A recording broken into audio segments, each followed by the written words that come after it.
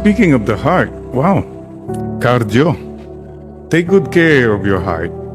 And please, be careful with your heart. And pwede po ba mag-check up tayo? Alam nyo, bad heart, hindi lang po physical, but yung bad heart, spiritual, if you have this 4H in your heart. Paki-check natin, ECG ha? Dapat matanggal yung bara na yan. The first H in your heart is hatred. Naku, pag may hatred sa heart, ang bigat-bigat ng puso. Ang daming acid. In this Mass, bigyan na natin kay Lord yung mga taong nakasakit sa atin. Bahala ka na, Lord. Bahala ka na sa kanila. Pag sinabi mong bahala ka na kay Lord, o kung sabihin, sige, bahala ka na, Lord. Kung gustong ma-heart attack siya, o ma-aksidente, o mabangka. Hindi nga, bahala na si Lord. Huwag ka nang magbigay ng suggestion. Okay? Leave that in God's heart. Hatred. Forgive. Number 2, check your heart. Envy. Ang taong mainggitin, walang peace. Palagi siyang kino-compare niya, mas marami, mas maganda, mas pinaburan. No, you will never be happy. Remove that. Lord, remove envy in my heart. No. You are God. You know everything.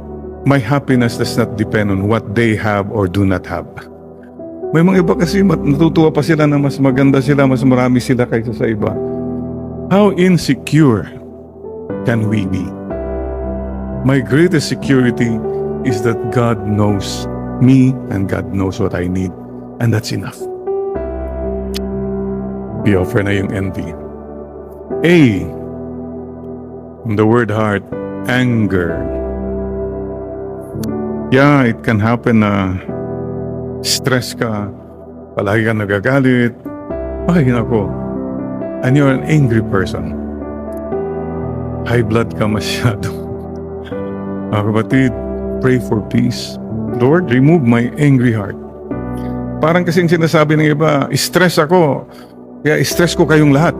Naku, hindi po tama yan. That's so unfair. Uwi ka sa bahay, galit ka sa lahat ng mga tao. Anong kasalanan nila mga bata? Anong kasalanan? Wala. Just ikaw lang kasi. Please, pwede ba? Forget being so, what do you call this, privileged.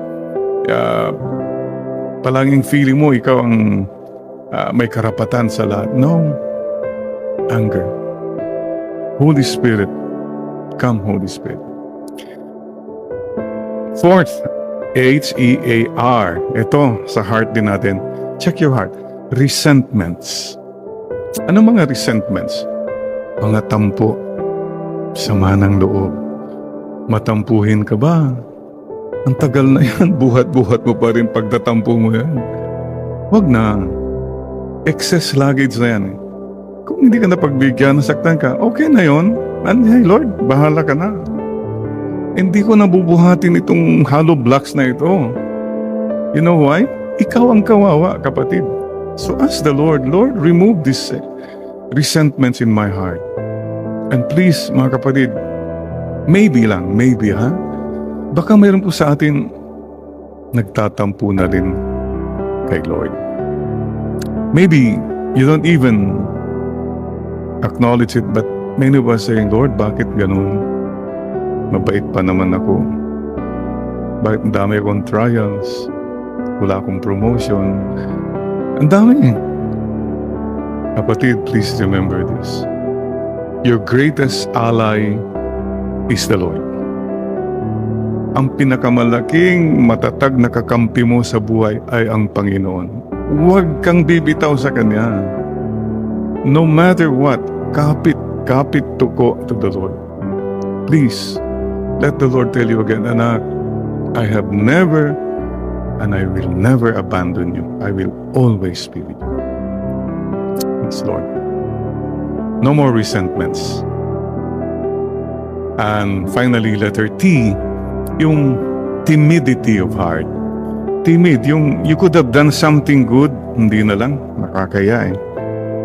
Pwede ka sanang hindi na lang, baka ano pang sabihin ng iba. Yung wala kang courage eh. Make a decision, make a choice, and do it. No matter what people say.